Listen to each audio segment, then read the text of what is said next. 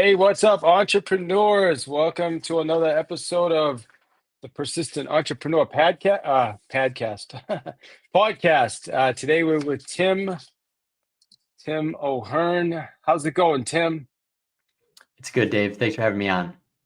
Absolutely, man. Glad you're joining us today. We're going to talk about some social media strategies and some things that work, and also some things that are, I guess, rule breaking, as we're calling them. So we want to learn more about that as well. And we're grateful that you're here today, man. So tell us, well, a couple things about you. Number one bestseller in social. It's called Social Aspects of the Internet. 500K earned in his social media growth side hustle. That's a nice side hustle, making $500,000.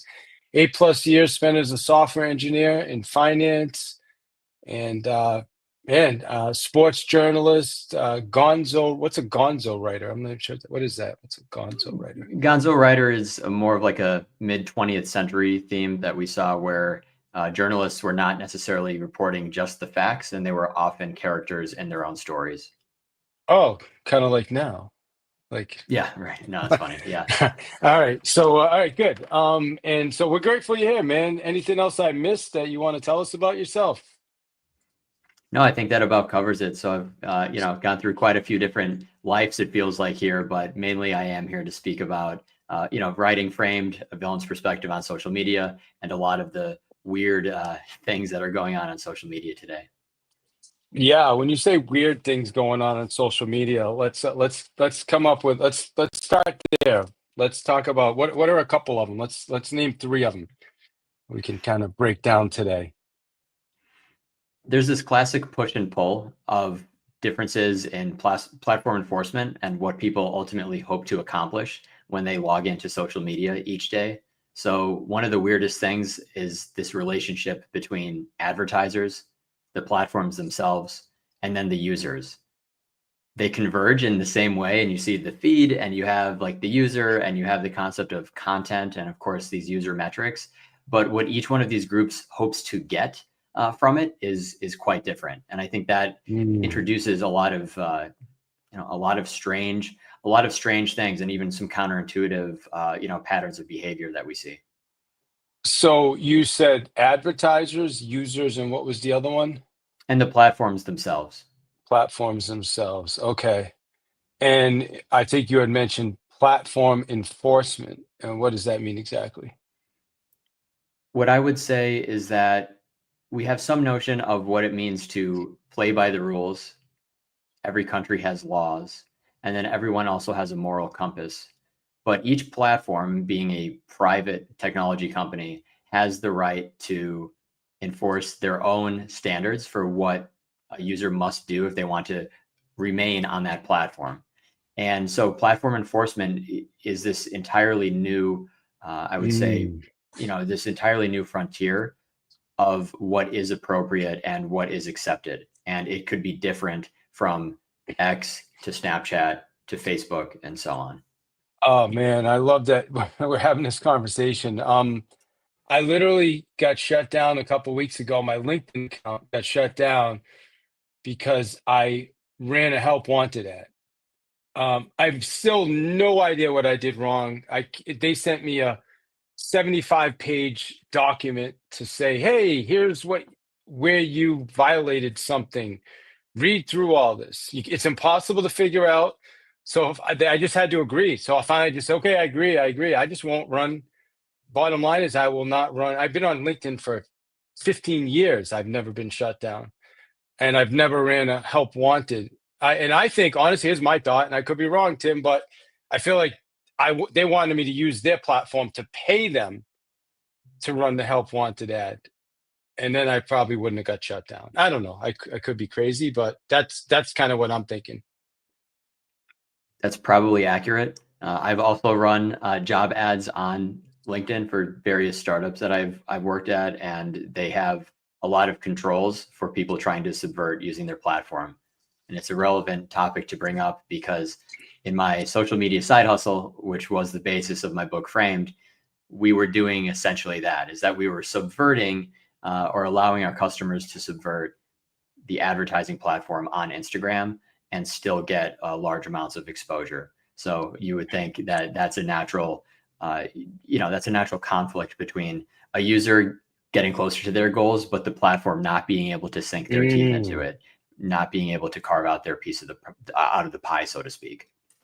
So you know what I'm seeing also on Facebook now. So we run ads on Facebook, and one of the things I think that's changed now is you'll see ads on top of people's reels and videos. Like somebody that I know, like a friend of mine, I'll be watching their video, and all of a sudden, bang, an ad pops up at the bottom. That's kind of a new feature, right? Is that? I mean, I don't know. What are your thoughts on that? I mean, I don't mind it, I guess, as an advertiser, but who is that benefiting? It all comes back to this balance of like user experience versus like stakeholder experience. And a stakeholder experience in this case, we're referring to a stockholder, someone who owns shares or has another financial interest in Facebook or Meta platforms, the company. And you have to think that those people don't necessarily care whether you or I are more distracted or not having as good of a time on Facebook. They just care that the advertising dollars are increasing. So that's one of the aspects of this push and pull that I address in my book, which is that more ads benefit certain people, but me and you, I would feel that it's already quite saturated, and we already are feeling the burden of all these ads, and especially of all these personalized ads. So it's not necessarily that it's an absolute horrible thing, because Facebook is still this great gift to humanity that is a free service, but free doesn't mean it comes at no cost, right? Yeah, and it's probably not going to go back the other way. If anything, we're going to see more. And listen, I got no issues with creative, right? I love they're getting more and more creative. They have forms now. If you use their forms, which everybody's using now, you get tons of leads. But hey, let me ask you this though. I've had some videos. So I'm going to switch gears to YouTube for a minute. Now I'm a fan of YouTube, obviously. But I've had videos that have been on there for 12 years that recently I got flagged for and were taken down. And again, it's just like what I don't understand where we're going with all this stuff. It's like one channel, like one was an example of I called, a cold called somebody and it was recorded. You couldn't even hear the other person's voice, but just the fact that I cold called somebody, now that's going too far. Like, what's too far now, Tim? Is everything too far, man? It's very complicated. And the point is that you as a creator, there's not necessarily millions and millions of people who are as professional or as prolific as you. So you might be able to talk to your audience and say, hey, this isn't fair, is it? And some of your audience, they'll probably be aligned with you, but they might not necessarily have that firsthand experience to say, hey, all my videos got removed too. This is unfair. So you kind of have this tip of the iceberg effect where the creators, especially the prolific ones, are the ones having to wade through this. Whereas more of the consumers, the people like watching people, like subscribing to people like you, don't really know what's going on behind the scenes. And YouTube is one of the best examples, because I would still agree that YouTube videos take the most effort to produce. And also they are a solid way to generate revenue if you know what you're doing. I encountered this in my book, and kind of even in talking to some of my past customers, I address it using a term called micro enforcements.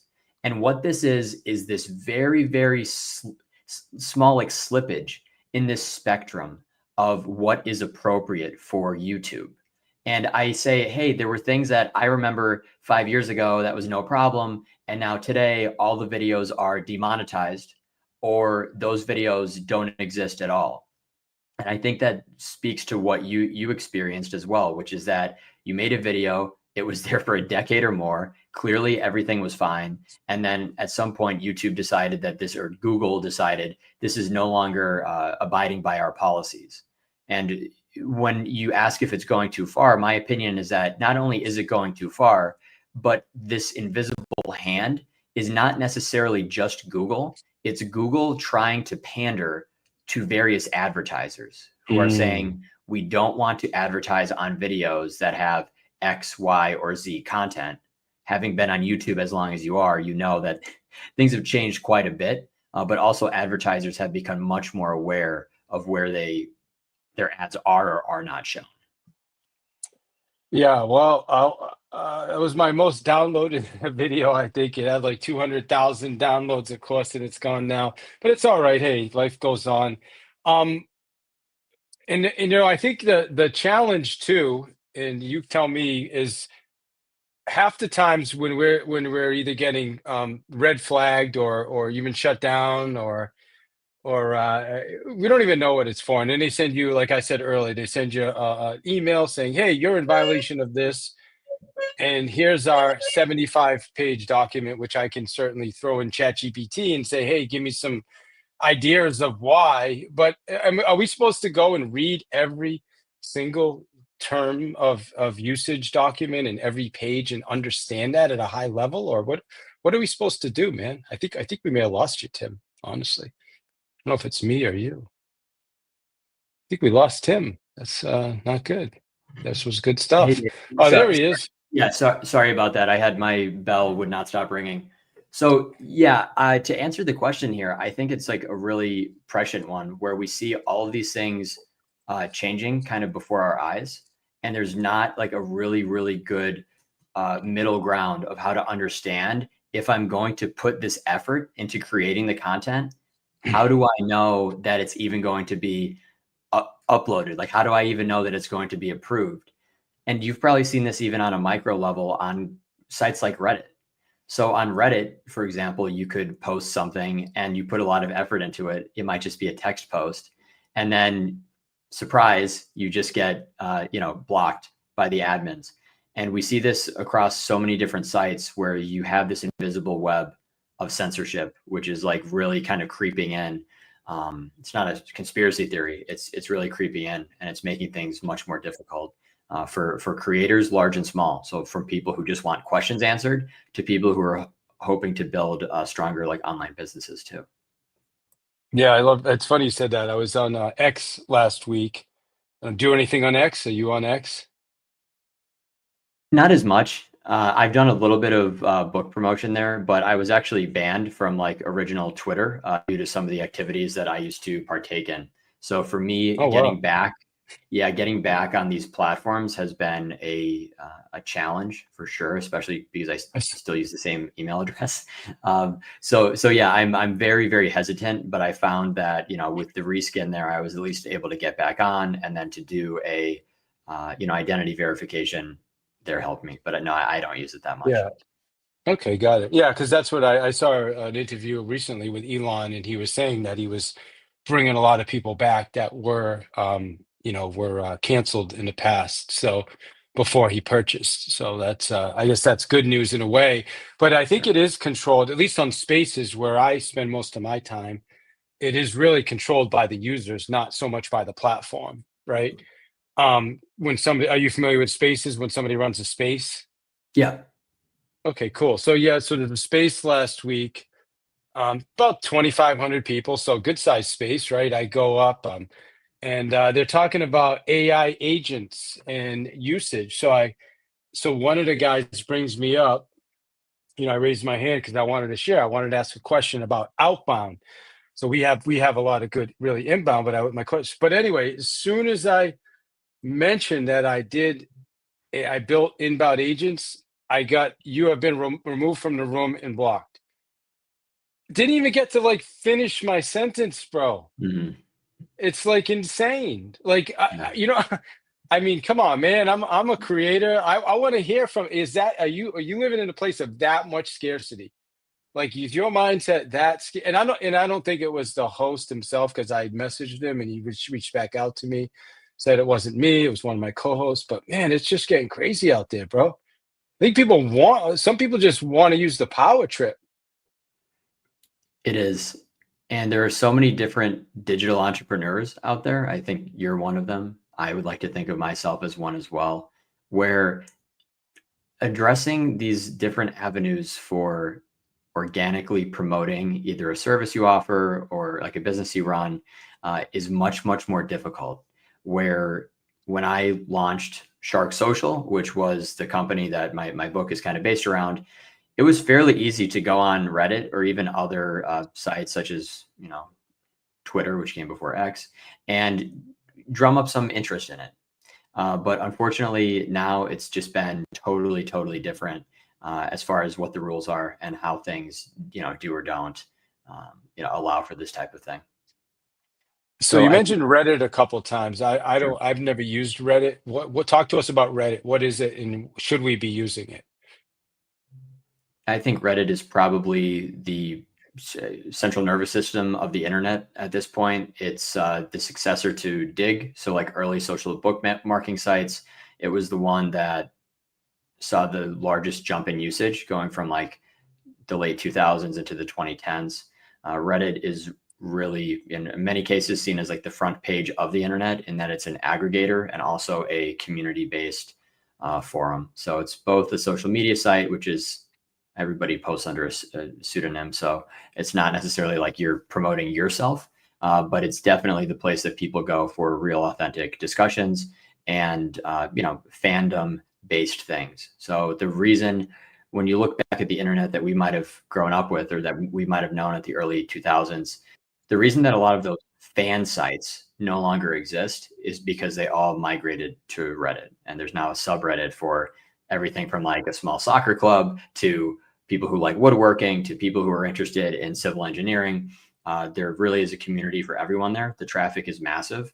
And it's also this vector of manipulation as well, where at scale, Reddit can be used to really push certain agendas or the moderator teams, as kind of you refer to. The moderator teams sometimes do seem a little power hungry. Mm. Yeah, the interesting thing too about that, back to that space for a minute, I was not going up there to promote. All I was doing was giving context, like, hey, here's who I Mhm. am, and this is what we do. So now you have some context, but before, like you said, power hung, before I could even get to the next sentence, and that's the first, and I've been on X Spaces for years. I mean, I built a decent following over there, and I've done a lot. That's the first time that's ever happened to me. But anyway, it's good, man. I mean, my feelings don't get hurt very easily, so I'm just like, man, sorry that you guys are that scarce with your mindset over there. Like, I would love to hear someone else that does what I'm doing and get their perspective. That's the way I look at it.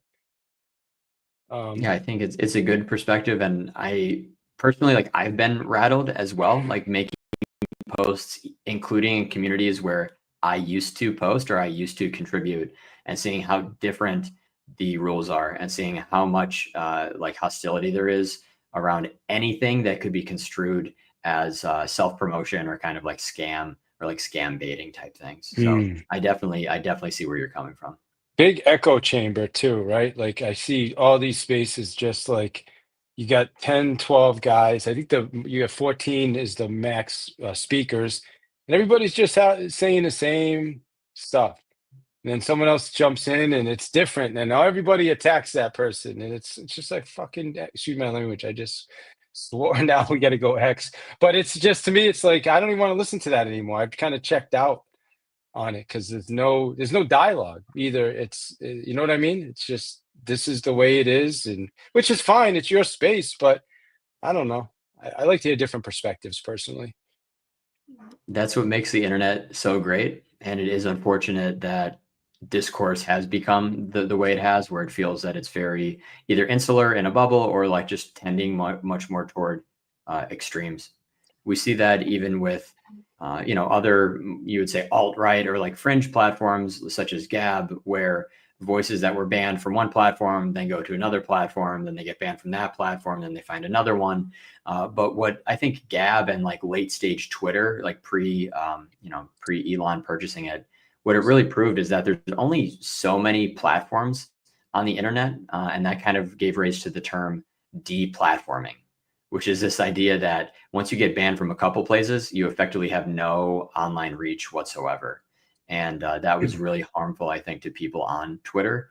And regardless of what side of things they're on, it's definitely been a harmful thing. Where my book in chapter 9, I address this in depth, including the founding of Gab, to understand what deplatforming it is and why our perception of it today ends up being, oh, well, maybe I don't agree with those people, so they deserve to be deplatformed. I think there's a really complicated relationship between, free speech, the modern internet, and then all these private terms of service that each platform can enforce selectively. I find that interesting that you said that too. I'd love to hear your thoughts on the blocking, because that happens on certain platforms. Clubhouse, a lot of us used to be on Clubhouse during the COVID, and then same thing with Spaces. And so when somebody blocks you now, on I don't know, but so much on Spaces, you can still get into the room, but you typically can't get up on the stage. What are your thoughts on block? Like, I feel like some people just like, oh, I don't like that, blocked. I don't like that, blocked. I don't feel like, I feel like somebody shouldn't have the right to do that. If they don't like it, they can leave.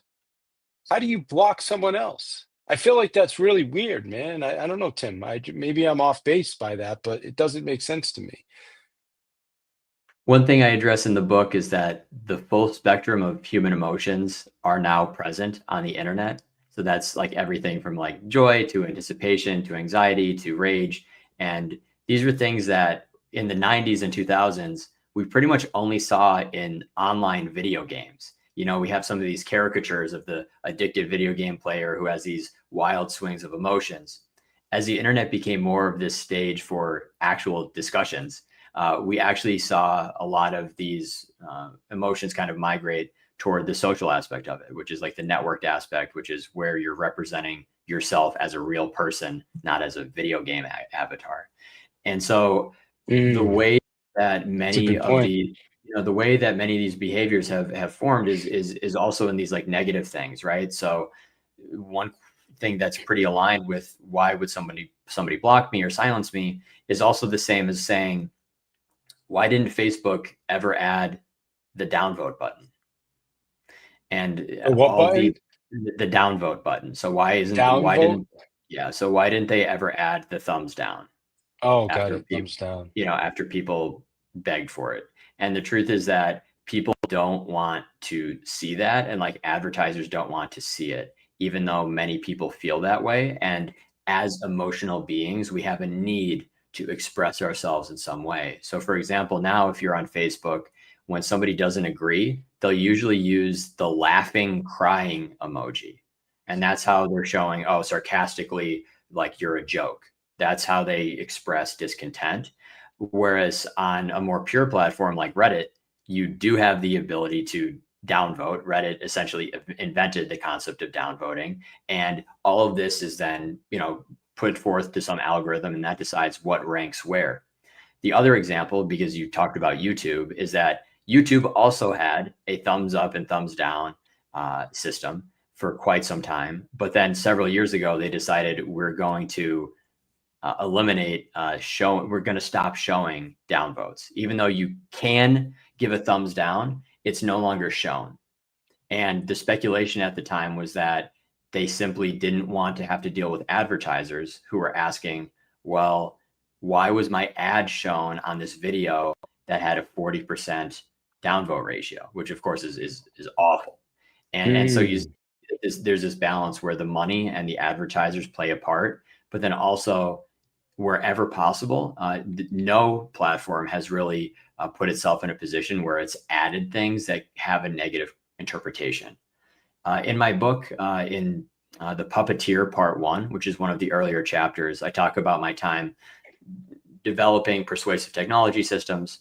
And I say the irony in this is that if you're designing a platform and you want to understand who likes what and what a user preference actually is, the best way to do that is to allow them to tell you when they don't like something. The best way to do that is with a downvote, a thumbs down button. But many platforms have either eliminated it or just never added it in the first place. Yeah, interesting. So again, you go back to the platform, and the platform seems like what we're getting at is the platforms care a lot more about advertisers than they do users. Most platforms. Is that an accurate That's accurate, statement? certainly.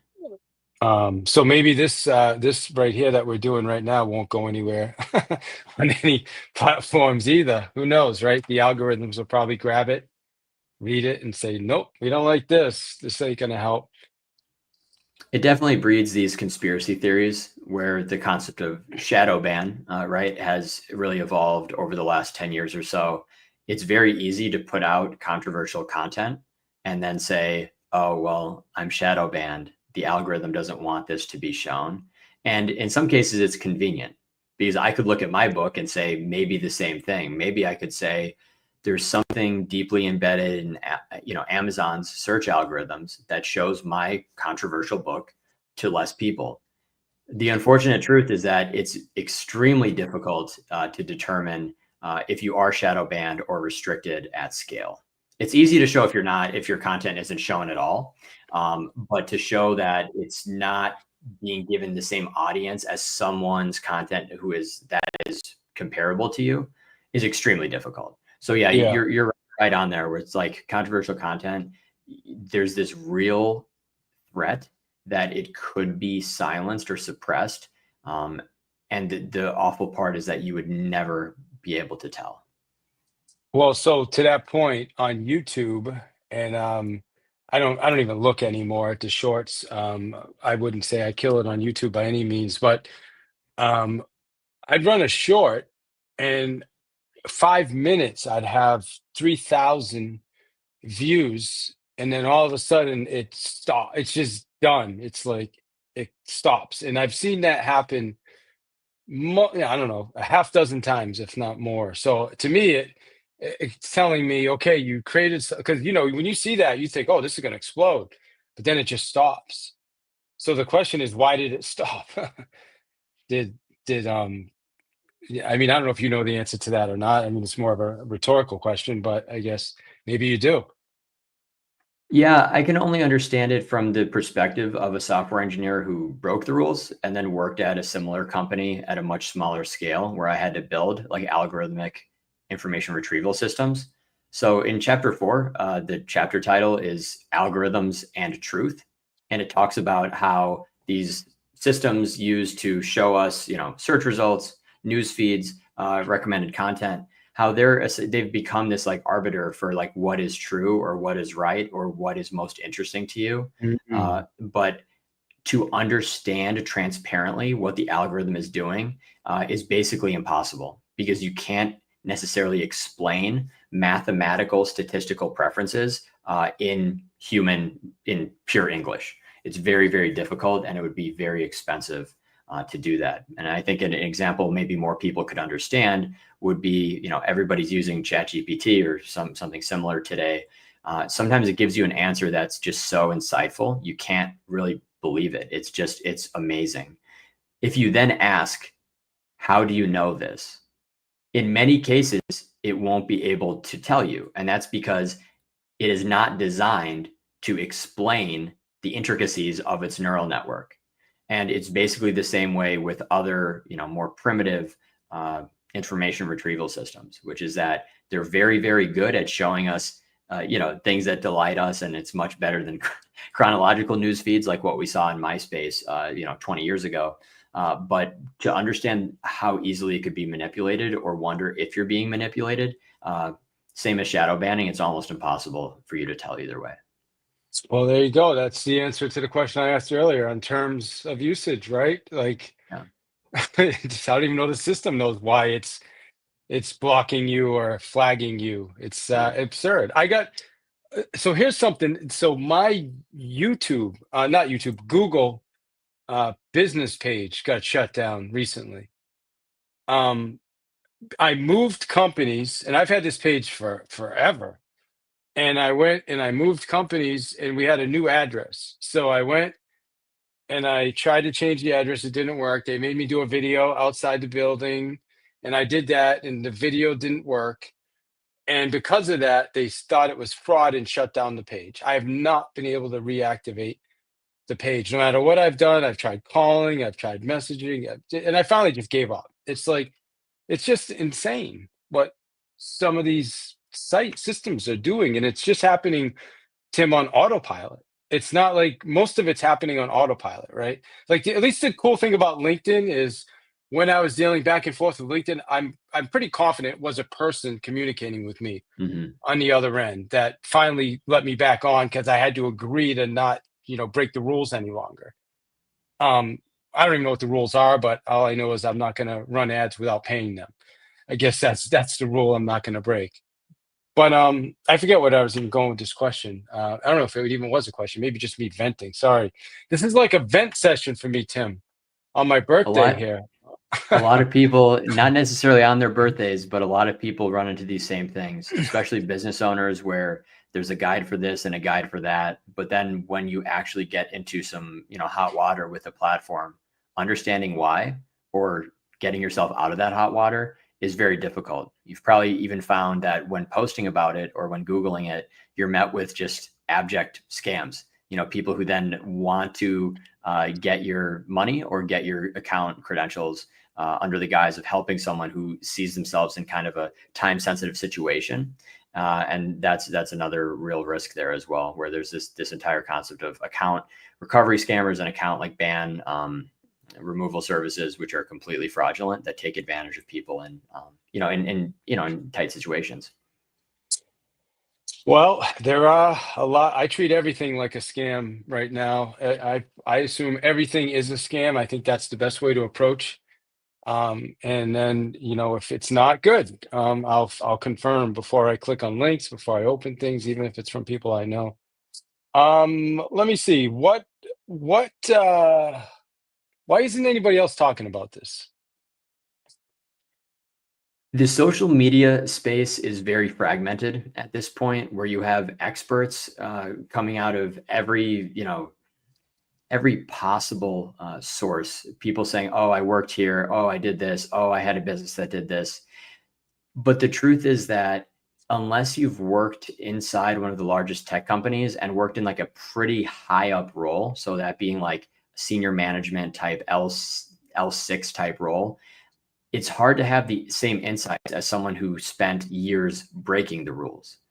So when I decided to write my book, it certainly wasn't a money making endeavor. It was more of like a writing exercise that turned into something much more. Where as I read more and more of the popular books on these topics, I realized that they were all written by these like authors or academics who had never really been in the trenches, or they'd never really built a business, or they'd never really had hundreds of accounts banned like I did.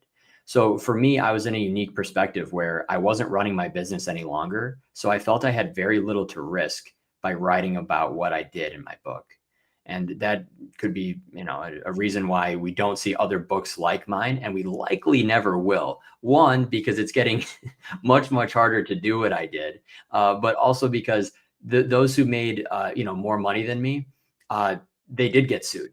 And they basically got sued out of existence. And with those, enforcement actions, in addition to monetary penalties, they also were banned from all platforms by a court order, which is quite different than the realm that I played in. So I think I'm one of the lucky ones, and hopefully readers consider themselves lucky that I kind of survived and made it to this stage where I was able to write about it and put it out there in a totally unbiased way. Wow. And so, well, first off, tell our listeners how they can get a copy of your book. Yeah, Framed: A Villain's Perspective on Social Media. It's been out for about 2 months now on Amazon in a paperback as well as Kindle form. I'm excited to announce here for the first time that the audiobook is actually in the works as well. But everything's through Amazon right now. Starting next week, so mid-May, it'll be available on Ingram Spark as well for people who hate Amazon. But that'll also make it available in larger bookstores such as Barnes and Noble. Do people hate Amazon? Who hates Amazon? Yeah, there's a big movement now in the independent author space to move away from Amazon. Oh, got A it. lot of it is similar to what we've discussed, though, which is that there's this movement in what is appropriate, what is allowed, and Amazon's perceived treatment of independent authors. Makes sense. Makes sense. All right. Well, before we wrap today, I thought this was great, man. Thank you for man, we went in a completely different direction than I expected. So thanks for this. Sure. Give us a couple things that people can do right right now? Like, what would you say? Give us a couple things. Like, here's what you can do to be effective right now with social. One of the chapters in my book is called Getting Good, which is really a tribute to a term used in video games when an inexperienced player logs in and then gets slain immediately and basically is just getting harassed by other players. I think this is very, very applicable to the modern social media space, which is that every day somebody is the new player, right? Every day somebody has created their character anew and logged in for the first time. What I see is that it's not about really beating the system. It's actually focusing on what you're good at. So when I say getting good, I actually make the recommendation that almost anyone on social media would be better off focusing on their craft. So if you're saying, I want to be a speaker, you should focus on developing your speaking ability. If you're saying, hey, I do pottery, you should spend more time with your ceramics.